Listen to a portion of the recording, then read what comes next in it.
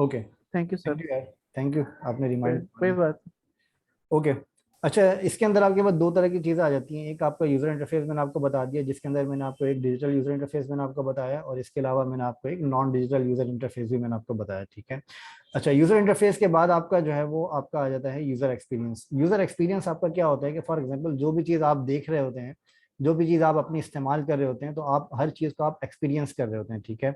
अब एक्सपीरियंस की जब मैं बात करता हूँ तो एक्सपीरियंस आपका एक गुड यूज़र एक्सपीरियंस होता है और एक आपका बैड यूज़र एक्सपीरियंस होता है, ठीक है।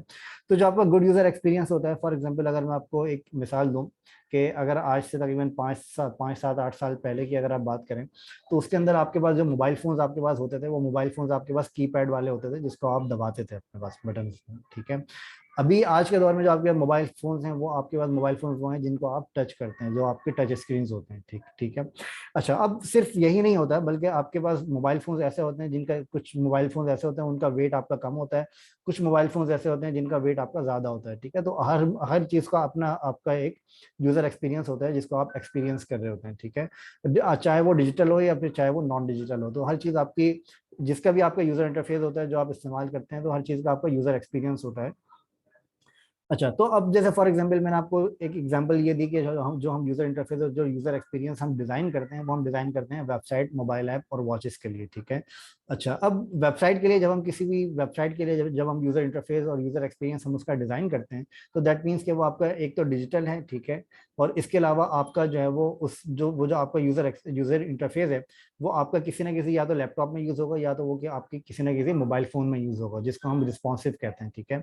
अच्छा, तो ये आप लोग ध्यान में रखिएगा कि जो रिस्पॉन्सिव, मतलब अगर आप लोगों के पास कोई नोट पैड वगैरह है तो उसको आप लोग अपने पास रखें, और अगर आपको नोट करने की ज़रूरत पड़ रही है तो आप इन पॉइंट्स को अपने पास नोट डाउन करते रहें, ठीक है।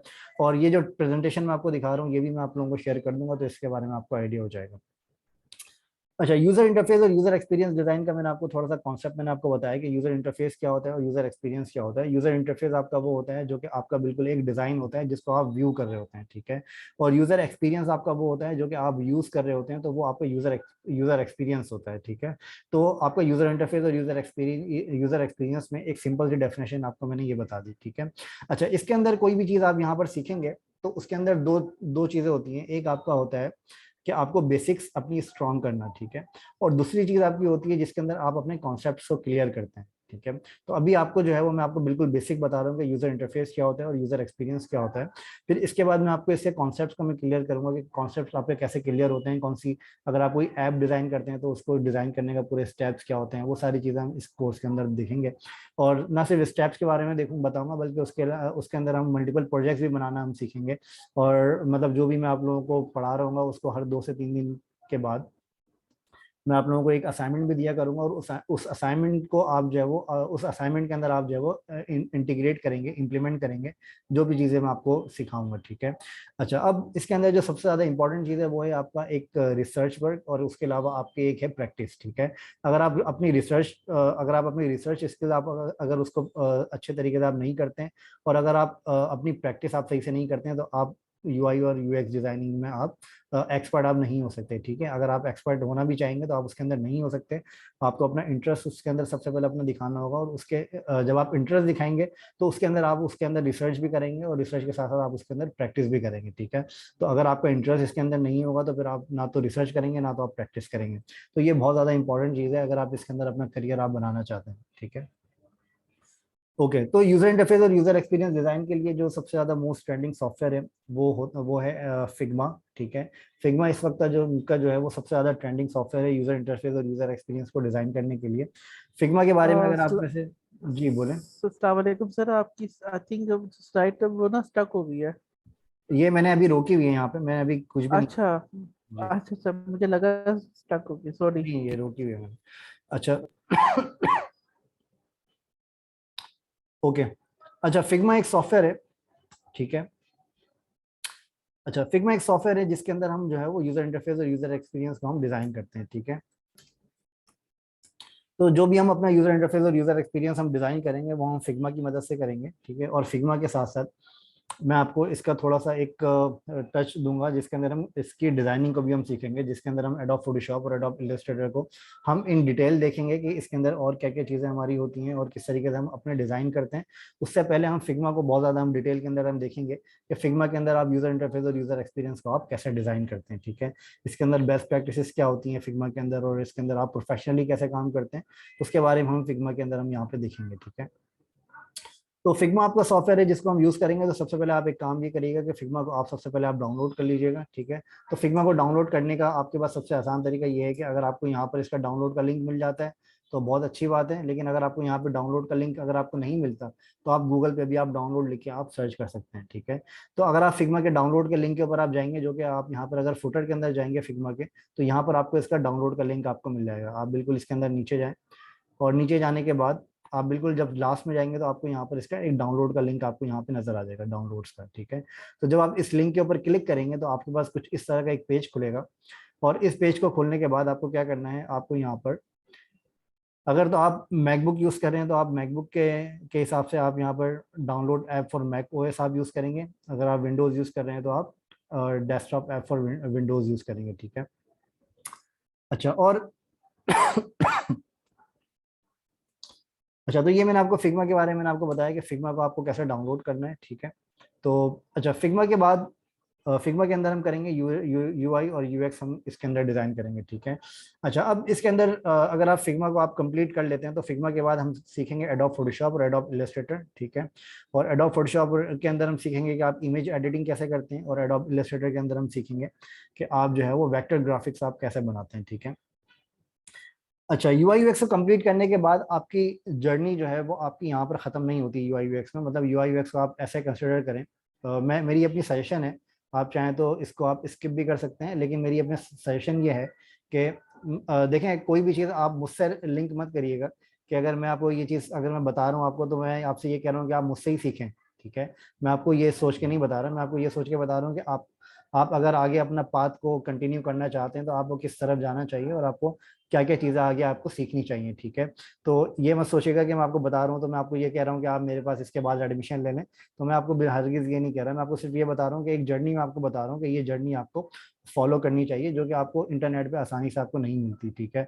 तो ये मेरा अपना एक्सपीरियंस है, मेरी अपनी जो है वो ये प्रेजेंटेशन बनाई हुई है।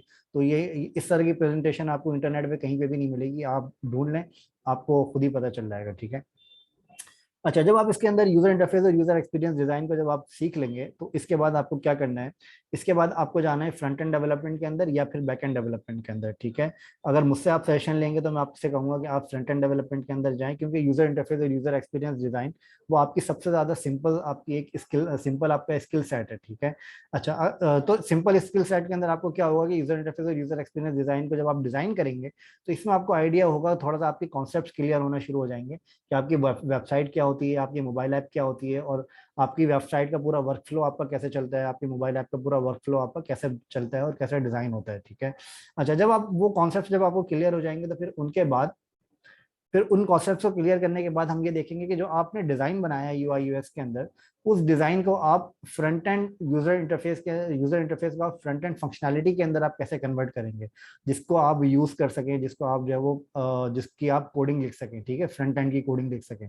तो फ्रंट एंड की जब मैं कोडिंग की बात करता हूँ तो इसके अंदर हमारे पास यहाँ पर काफी सारी हमारे पास कोडिंग की स्किल सेट हैं जो कि आपको यहाँ पर सीखनी चाहिए।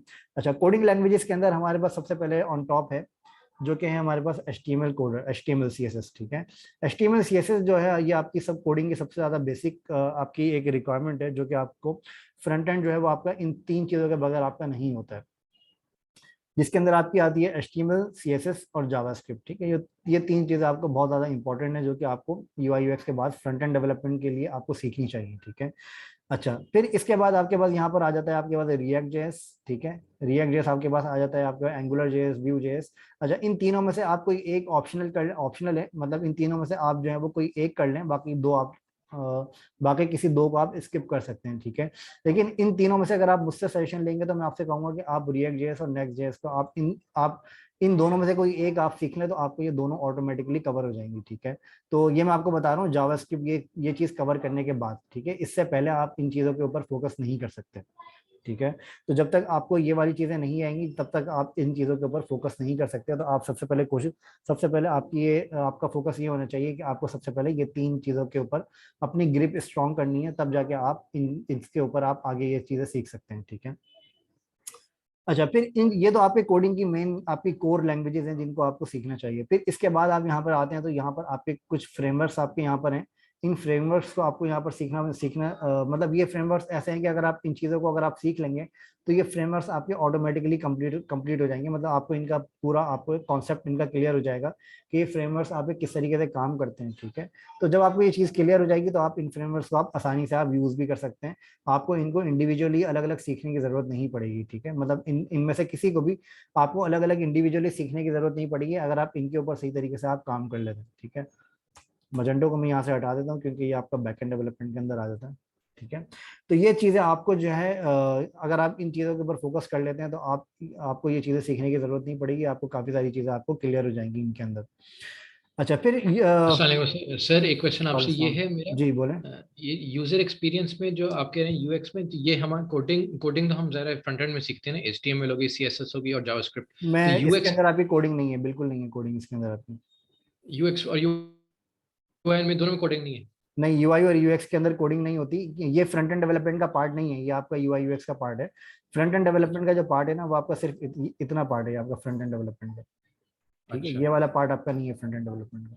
अच्छा। तो फिर एंगुलर जेएस और ये सब ये भी इन्वॉल्व नहीं होती है इसके अंदर? यूएस नहीं, यूआई? यूआई यूएक्स के अंदर सिर्फ आपकी डिजाइनिंग होती है जिसके अंदर आप जो है वो अपनी किसी भी वेबसाइट या मोबाइल ऐप की आप सिर्फ डिजाइन करते हैं, आप उसका यूजर इंटरफेस आप बनाते हैं। मैं इसकी कुछ आपको ठीक है, एग्जांपल्स मैं आपको दिखा देता हूँ। ठीक है, ताकि आपको ठीक और है, ज्यादा क्लियर हो जाए।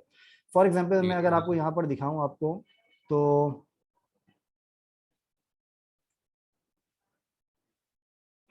फॉर एग्जाम्पल ये एक वेबसाइट है। ठीक है। ये आपको नजर आ रही है, ये आपकी एक वेबसाइट है। ठीक है। अब इस वेबसाइट के अंदर अगर आप यहाँ पर देखेंगे तो ये वेबसाइट आपकी फंक्शनल नहीं है। मतलब ये वेबसाइट आपका सिर्फ डिजाइन है कि मतलब आपकी वेबसाइट का लुक एंड फील किस तरह का होना चाहिए। ठीक है। अभी अगर आप इसके ऊपर क्लिक करेंगे तो ये आपकी वेबसाइट का ये कोई भी डिजाइन नहीं है। आप लॉगिन पे क्लिक नहीं कर सकते, आप कुछ भी इसके अंदर नहीं कर सकते। लेकिन ये जो डिजाइन आप बनाते हैं सिर्फ इस डिजाइन को बनाने को आप कहते हैं यूआई और यूएक्स। ठीक है। तो आप यूजर का इंटरफेस बनाते हैं और उसका यूजर एक्सपीरियंस आप डिजाइन करते हैं कि कौन सी चीज की प्लेसमेंट आपकी कहाँ पर होनी चाहिए। और यूजर का आप एक पूरी जर्नी आप यहाँ पर डिजाइन करते हैं कि आपको मेन्यू के अंदर आपको क्या रखना है, मेन्यू पे यूजर क्लिक करेगा तो कौन से पेज पे जाना चाहिए। तो जब आपको ये आपकी ये पूरी जर्नी आप डिजाइन करके दे देते हैं तो फिर आगे फ्रंट एंड डेवलपर का आपको ये काम होता है कि वो इस पूरी डिजाइन को अपनी कोडिंग की मदद से फ्रंट एंड डेवलपमेंट के से में कन्वर्ट करें। फ्रंट एंड डेवलपमेंट में कन्वर्ट क्यों करते हैं? इसको फंक्शनल बनाने के लिए। फंक्शनल का मतलब ये है कि फॉर एग्जांपल आप यहाँ पर जाते हैं ilmes.com के ऊपर, तो ilmes.com के ऊपर जैसे ही आप जाएंगे तो यहाँ पर आपको यहाँ अब ये आपको जो है वो डिजाइन नजर नहीं आ रहा है। ठीक है। ये आपका क्या है, ये आपके अलग अलग पेजेस हैं जिनको आप यहाँ पर क्लिक करते हैं, आप यहाँ पर माउस ओवर करते हैं तो आपको इस तरह का मेन्यू नजर आता है। ठीक है।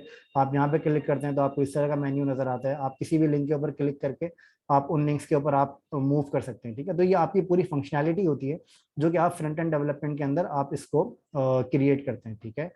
तो सबसे पहले आपका ये यूजर इंटरफेस डिजाइन होता है। यूजर इंटरफेस डिजाइन होने के बाद आपका फ्रंट एंड डेवलपमेंट आपकी कोडिंग की मदद से होती है। फिर फ्रंट एंड डेवलपमेंट के बाद आपका पार्ट आ जाता है बैक एंड डेवलपमेंट का। ठीक है। तो इसको स्टेप बाय स्टेप हम करते हैं। ठीक है। तो ये आपका फ्रंट एंड डेवलपमेंट आपकी हो गई यहाँ पे। जी क्लियर है? इसके अंदर कोई क्वेश्चन तो नहीं है आपको?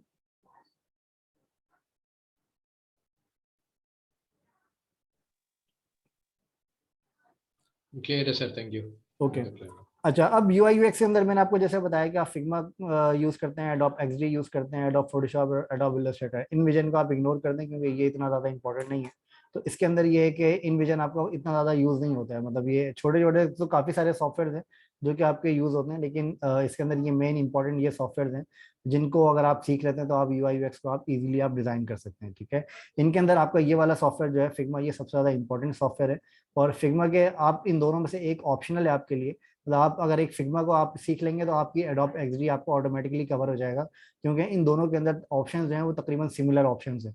अगर आप एक को आप सीख लेते हैं तो आप एडोब एक्सडी को ऑटोमेटिकली आसानी से आप पिक कर सकते हैं, ठीक है। और अगर आप फिग्मा को बहुत अच्छे तरीके से आप सीख लेते हैं तो एडोब फोटोशॉप और एडोब इलस्ट्रेटर के अंदर आपको इतनी ज़्यादा प्रॉब्लम नहीं होगी, क्योंकि इसके अंदर भी काफ़ी सारी चीज़ें ऐसी हैं जो कि बहुत ज़्यादा सिमिलर होती हैं फिग्मा के अंदर, ठीक है। तो इसके अंदर कुछ कॉन्सेप्चुअल कुछ डिफरेंसेस हैं, वो मैं आपको बताऊंगा बाद में, ठीक है। तो कॉन्सेप्चुअल डिफरेंसेस मैं आपको बाद में बताऊंगा जो कि फिग्मा, एडोब फोटोशॉप और एडोब इलस्ट्रेटर के, ओके। अच्छा, जब आप ये चीज़ें कवर कर लेते हैं तो कवर करने के बाद आपको ये चीज़ देखनी होती है कि आपका अपना गोल क्या है। मतलब आपका गोल इन अ सेंस कि आपको प्रोफेशनल डेवलपर आपको बनना है, आपको प्रोफेशनल डिज़ाइनर आपको बनना है, या फिर आपको अपनी फ्रीलांसिंग करनी है, या फिर आपको अपना बिजनेस करना है, या फिर आपको जॉब करनी है, ठीक है। आप अपना सबसे पहले आप अपना गोल डिफाइन करते हैं। फिर गोल डिफाइन करने के बाद फिर आप उसी गोल को आप आगे फॉलो करते हुए फिर आप अपना हार्डवर्क जो है वो आप उसी गोल को अचीव करने के लिए आप करते हैं, ठीक है। तो ये एक बहुत इंपॉर्टेंट आपकी चीज़ है जो कि आपको जहन में जो कि आपके जहन में होनी चाहिए। मतलब अभी जो सबसे ज़्यादा इंपॉर्टेंट जो चीज़ है जो कि मैं नोटिस कर रहा हूँ वो ये है कि अगर अभी बहुत सारे स्टूडेंट्स जो हैं वो काफ़ी सारी चीज़ें सीख रहे हैं। जैसे मेरे पास काफ़ी सारे स्टूडेंट्स ऐसे आ रहे होते हैं जो कि कहते हैं कि हमने सर एडोब एक्सडी भी सीख लिया, हमने फिग्मा भी सीख लिया, हमने फ्रंट एंड डेवलपमेंट भी हमें आती है, HTML CSS भी हम कर लेते हैं, लेकिन हमारे पास कोई जॉब नहीं है, हम जॉब नहीं कर सकते, ठीक है। मतलब जॉब क्यों नहीं है और क्यों नहीं कर सकते, उसका रीज़न ये है कि उन्होंने सबसे पहले उनको इम्प्लीमेंट करना नहीं आती चीज़ें। इम्प्लीमेंट करने के अलावा उनको पता नहीं होता कि उनको या तो जॉब ढूंढनी है या फिर उनको फ्रीलांसिंग करनी है, ठीक है। तो इस चीज़ में आपको